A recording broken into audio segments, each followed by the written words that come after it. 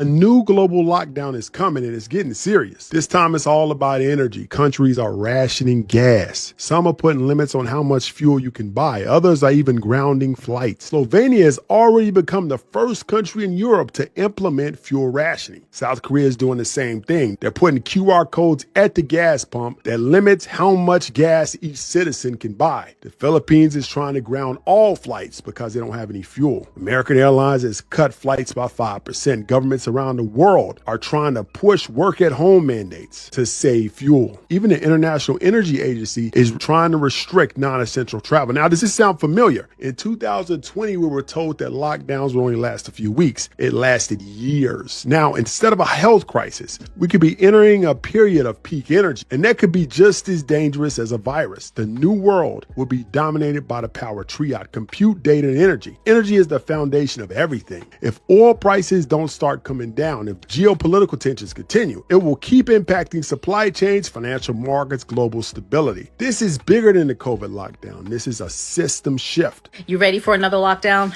Buckle in. It's going to be called the energy conservation lockdown. It's going to be the same playbook from the 2020 global pandemic lockdown. They're just going to repurpose it and change the title to energy conservation so they can keep you in the house. So let's talk about it. So, the war in the Middle East, gas prices, crude oil through the roof.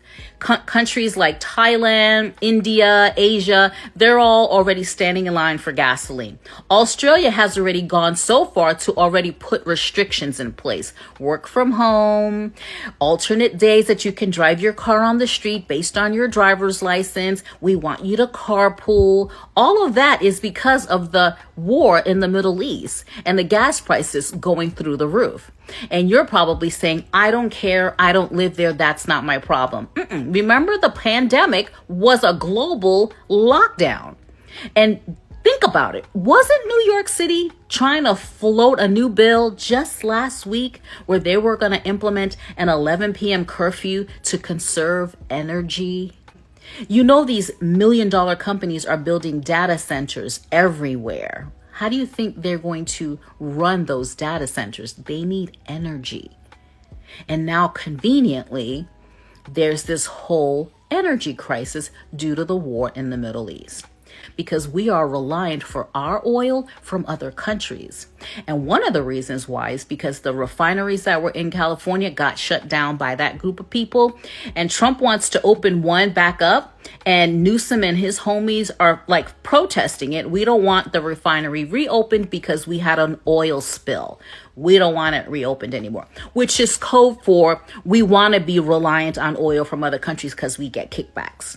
So when you're wondering what is going on with the war in the Middle East, this is what's going on. The interesting thing is you guys will come in the comments and tell me that none of this is true when Google is for free. But I want you guys to really dig into what is going on. Pay attention. AI data centers, curfews. Do you think for 1 second they are not literally planning another global lockdown retitled energy conservation? Let me know down in the comments. You ready for another lockdown? I'm sure there's a bunch of you who would love to work from home again because y'all was crying when they took it away. They give you what they want you to have and they take it away. They give it to you and they take it away, and you guys fall for it every single time.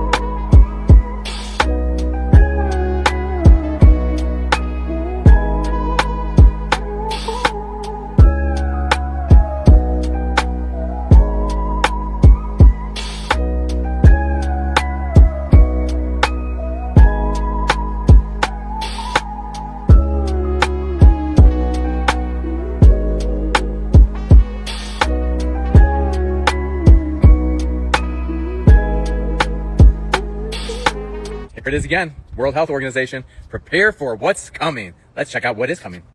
Oh, well, what's this? Energy lockdown has started. Let's look further into it. I see this oil price right here. Let's go further into it. All right, well, check this out. The International Energy Agency published an energy lockdown. Alternating driving days based on license plates, mandatory speed limit. Let's keep looking. 3, avoid air travel where alternatives exist. That's most places. Switch from gas cooking to electric. Work from home. Does this all sound familiar? Does it? It's the exact same playbook, but even harsher the second time around. So we cannot be playing games with this one. And it's coming. There's no stopping this energy crisis that they created. Isn't that fucking funny? They created it, and now we have to deal with it. It's how it always fucking goes. Entertainment purposes only. So a new lockdown is being introduced around the world. And no, it's not like the 2020 lockdown. They're calling it an energy lockdown. And what that means is that a lot of countries are now putting in measures like you should only work from home. You should only leave your house for essential travel. Airlines are also cutting their flights. American Airlines have just dropped their flights by 5% this week. Now, energy prices are going up, and it's going to become a situation where some people actually cannot afford to leave the house because energy prices are so high. If you go to your local petrol station right now, the prices are already up and the full effect hasn't even hit yet. I mean, don't get me wrong, the work from home situation, that sounds like a benefit for a lot of people. So I can get why for a lot of people that's awesome and that's great. But when you're having governments tell you only go out for essential travel or avoid any other travel apart from essential travel, not great. And remember, back in 2020, lockdown was only meant to be for 2 weeks. It lasted 2 years. And how far is this going to go to the point where it becomes mandatory? Because no one thought that was going to happen in 2020, but it did. So could we go down that same road again? Is it going to be the same as 2020? What do you guys think? Okay, hold on a second. If we were in 2019 right now and someone made a video saying, hey, here's what's going to happen in 2020, 21, and 22, including the 2 week to flatten the curve, which turned into 2 or 3 years, and all the other crazy stuff, you'd want to hear about it, right? To be prepared, to be aware, to know what's coming around the corner. Well, we have an idea as to what is about to happen because of the energy crisis that's looming right now and really in the midst. So listen to this.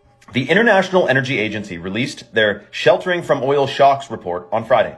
And they listed steps. This is kind of like when we have advisories coming out of the World Economic Forum saying, well, we should probably do this if we want to slow the curve. This is another version of that. And this is what they're suggesting to do to be able to slow or stop the effect of the supply shock. So this is a 10-point plan. And if we were to follow the plan, restrictions to movement would be apparent. Now, to clarify, some of this is not confirmed. Some of this is opinion. Some of this is conjecture. We're wondering how exactly this is going to pan out. But listen to this. You got to read between the lines.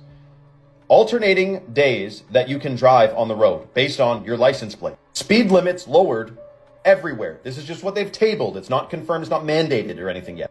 Car-free Sundays was suggested. This says 40% of flights cut, but that's not confirmed, but there would be less air travel. Working from home is already being suggested in Vietnam, Thailand, and all throughout Asia. Carpooling would be heavily suggested. And also people would want to do that anyway if the price of gas and diesel is through the roof. Now, they're going to call this temporary energy measures. We know that. However, remember, it was supposed to be 2 weeks to flatten the curve, and it lasted 2 years. They're calling it temporary energy measures during a war, but wars last decades. We know during Shmovid-Shmaitin, that took away many people's right to gather. This could affect our right to move. The Philippines officially now under a state of national emergency nearly a month since the United States and Israel first launched strikes against Iran.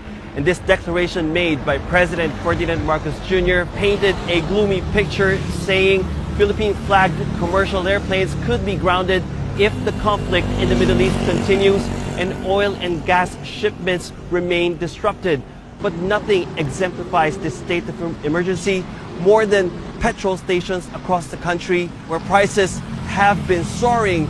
And you can see here diesel prices already in the 3 digits equivalent to more than $2 a liter, prices that were unimaginable just 4 weeks ago. And that's why senators have been urging the president to declare a state of national emergency. And finally, on Tuesday evening, the president relented. But what does this mean? It means that there must be enough funds to be able to give cash dole-outs and fuel subsidies. It ensures that there is continuous supply of food, agricultural products, as well as other basic necessities. It ensures that law enforcement is deployed to prevent hoarding, but most importantly, it ensures that there is enough supply of energy. But the main concern, of course, for most Filipinos is the domino effect of rising oil prices, which is inevitably and eventually a cost of living crisis. I mentioned that the IEA chief basically said the shit is hitting the fan, everything's falling apart, and he just published Lockdowns 2.0, an energy lockdown playbook.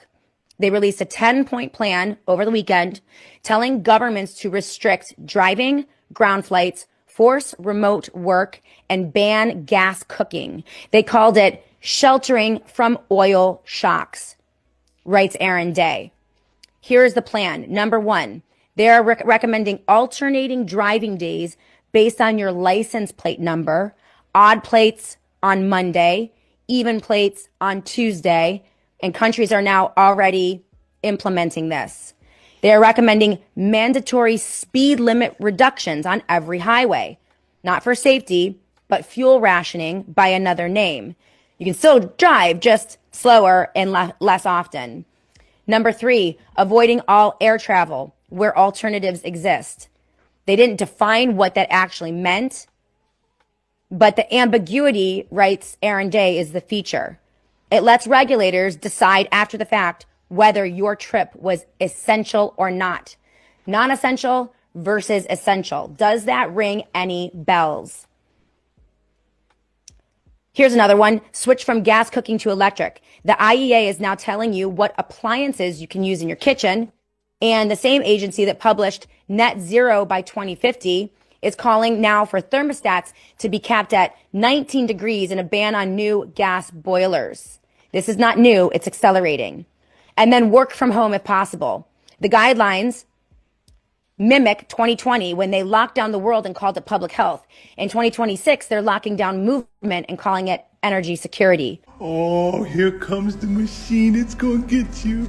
Oh, the claw's gonna get you. Don't run from me. Don't run from me. Don't run from me. It's gonna get you. No. You're gonna get it. No. Oh, yeah. The machine. The machine is gonna get you all at the same time. A new global lockdown is rolling out around the world, and it's starting to feel very similar to 2020. But this time, it's not a health emergency, it's an energy crisis. The International Energy Agency just released a plan called Sheltering from Oil Shock, recommending governments to restrict travel on certain days. So what that means is you'll have allocated driving days based upon your license number. Speed limit reductions to save on fuel. Avoiding air travel, and many airlines have begun cutting flights. Recommending to work from home where possible, which sounds harmless until you realize how easy it becomes for companies to run with fewer people, especially with AI these days. Remember in 2020, they locked down the world in the name of public health. Now in 2026, they're locking down the world in the name of energy security. They're calling it temporary measures, but temporary measures have a way of becoming permanent. Now, I'm not saying that this means lockdowns are coming tomorrow, and they didn't in 2020, but it does show you how quickly the rules can change. In this.